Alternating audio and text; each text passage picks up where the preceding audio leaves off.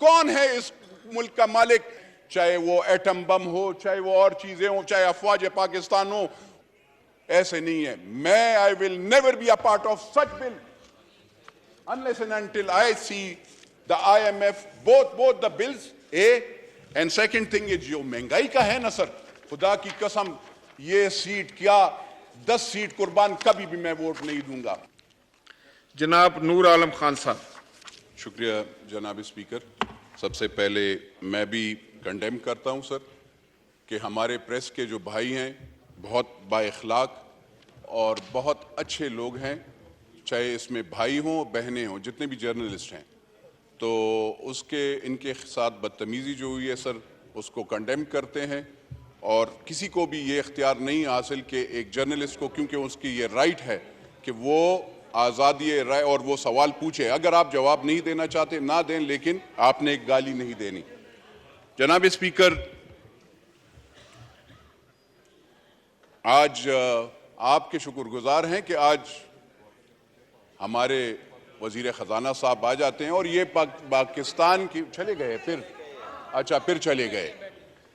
फिर चले गए। ये देखें पाकिस्तान की तकदीर देखें, पाकिस्तान की मिनिस्टर ऑफ स्टेट साहिबा हैं, पाकिस्तान की तकदीर देखें कि ये वज़राए ख़जाना जब भी खाली महंगाई, गरीब आदमी पे महंगाई डालना चाहता है तो असेंबली में आ जाते हैं और उनको उस वक्त फिर ये असेंबली के मेंबरान याद आ जाते हैं। जनाब स्पीकर, छतराली साहब आप बैठ जाएं प्लीज, आपने अपने उस पे बात करनी है।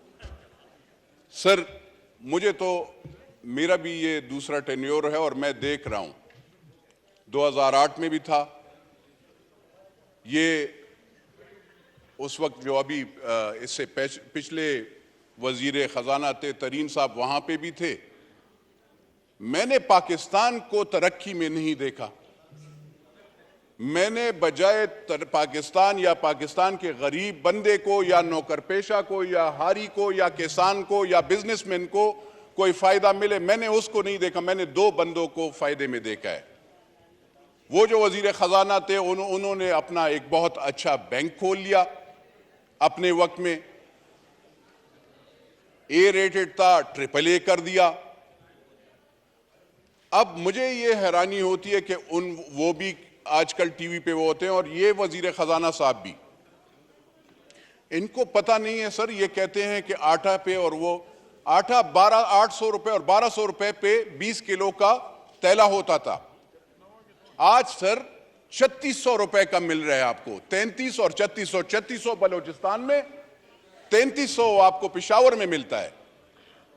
इनको मेरे ख्याल में चीनी का रेट पता नहीं है। पहले 50 रुपए की चीनी होती थी।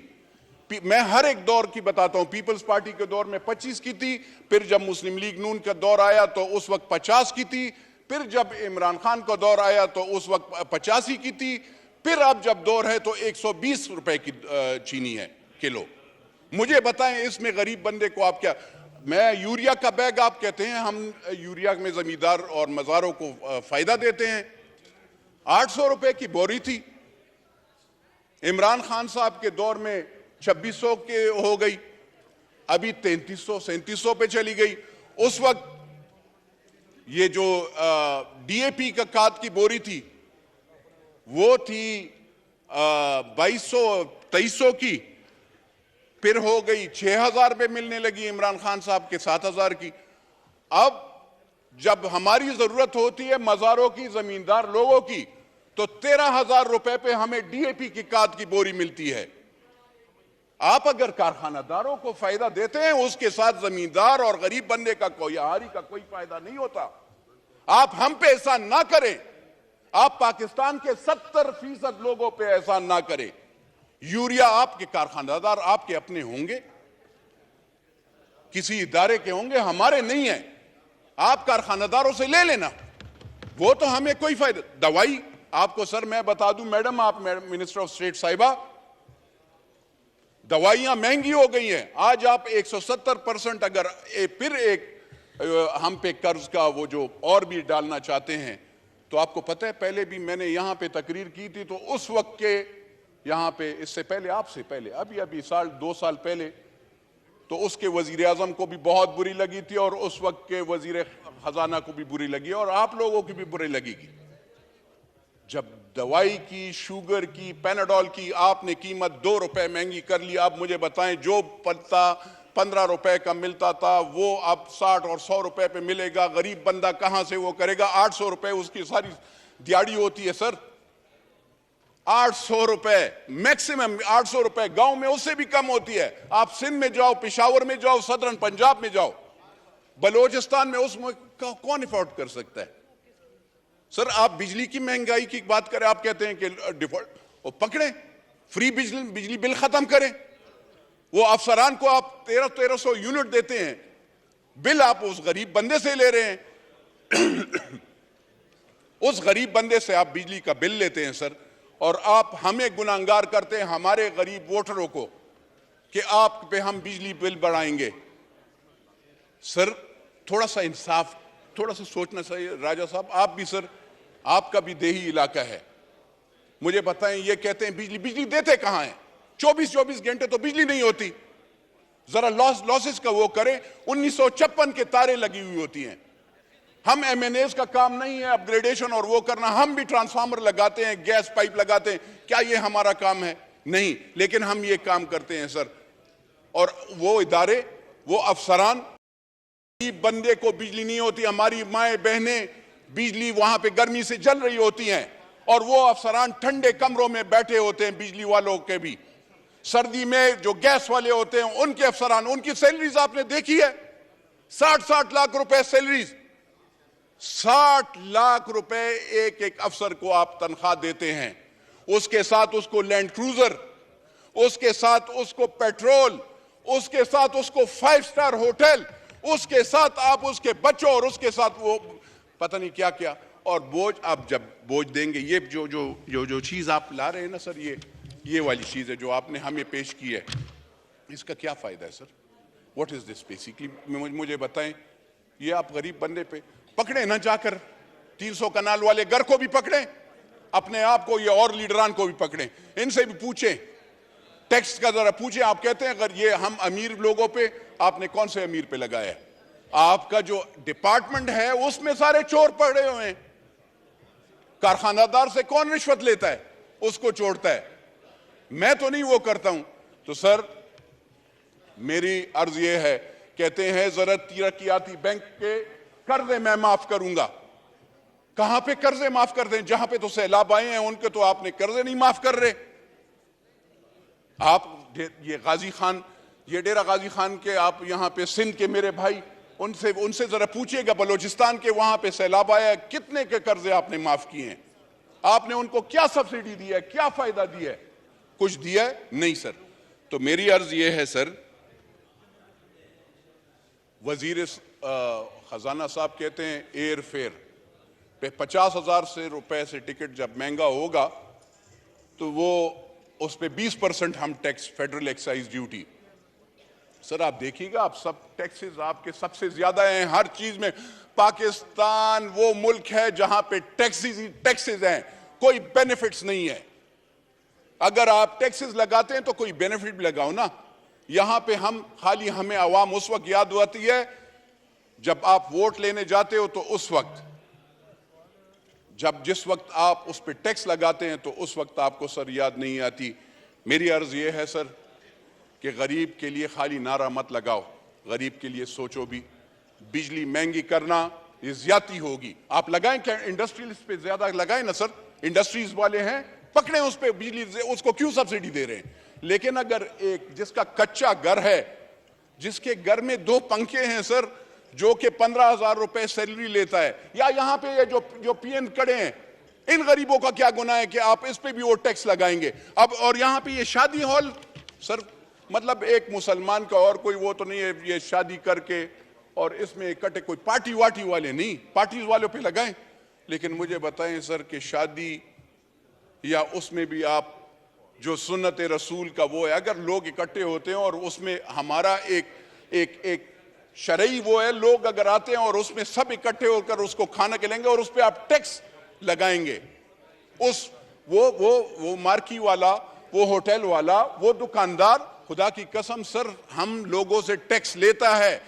टैक्स कलेक्शन वाले चोर हैं, जो आपकी डिपार्टमेंट है वो चोर है। हम लोग टैक्स, पाकिस्तान की आवाम टैक्स देते हैं सर।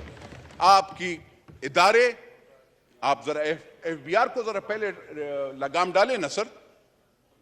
ग्रीन चैनल्स पे आपके वो स्मगलिंग होती है। आपके यहां पे ये वजीर खजाना साहब से मैं जरा पूछना चाहता हूं कि आपने कौन से कानून के तहत डॉलर माफिया के साथ नेगोशिएशंस की? कौन से कानून के तहत आपने 275 रुपए पे डॉलर उनके पास लेके गए? कौन सा कानून था, मुझे बताएं। और कौन है इस मुल्क का मालिक जो कि अफगानिस्तान को डॉलर सीमेंट के बोझे और यूरिया की बोरियों में ले जाता है? मैं तो नहीं हूं सर, ना आप हैं। तो वो कौन मालिक है? उस मालिक से पूछा जाए कि ये डॉलर्स कैसे अफगानिस्तान को जाते हैं, ये यूरिया कैसे जाता है, ये आटा कैसे जाता है। मेरे बलोचिस्तान के भाई के लिए नहीं है, मेरे खैबर पुख्तूनख्वा के भाई के लिए नहीं है, मेरे सदरन पंजाब के भाई के लिए नहीं है, लेकिन वहां पे अफगानिस्तान और उसके लोगों के लिए आटा और यूरिया है। मेरा अफगानिस्तान मुल्क नहीं है, मेरी लाइबिलिटी अफगानिस्तान नहीं है। बिरादरम मुल्क है, लेकिन मेरा मुल्क ये पाकिस्तान है। मेरा मरना जीना इस मुल्क के साथ है और इस लोगों के, गरीब लोगों के साथ है। तो सर, मैं अर्ज ये करना चाहता हूं इनकी मिनिस्टर साहब को, अगर ये जो मुआहदे हैं, इमरानी मुआहदा हुआ या डार वाला मुआहदा हुआ, इस हाउस में आना चाहिए। IMF के साथ इनने कौन से इरादे किए हैं? हमें डर लगता है जिस चीज के लिए ये कहते हैं, जिस चीज के लिए हमने पेट पे पत्थर बांधे हैं, चाहे वो एटम बम हो, चाहे वो और चीजें हो, चाहे अफवाज पाकिस्तान हो, उसके लिए हमने पेट पे पत्थर बांधे और हम ये टैक्सेस वो करते हैं।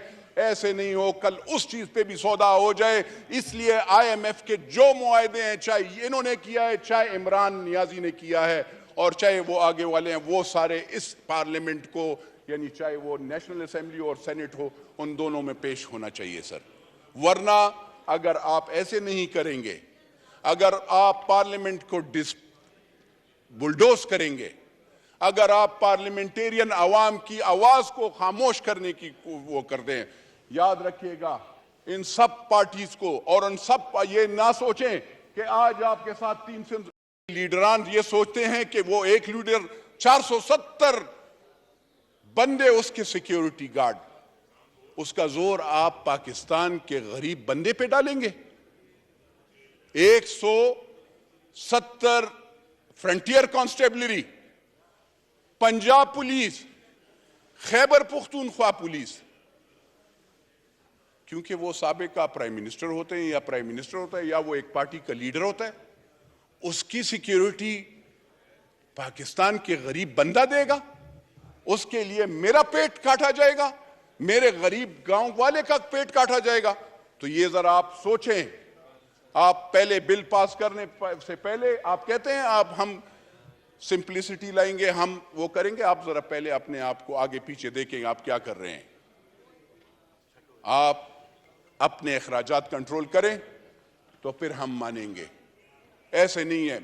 I will never be a part of such bill unless and until I see the IMF both the bills, and second thing is जो महंगाई का है ना सर, खुदा की कसम ये सीट क्या 10 सीट कुर्बान कभी भी मैं वोट नहीं दूंगा। शुक्रिया सर।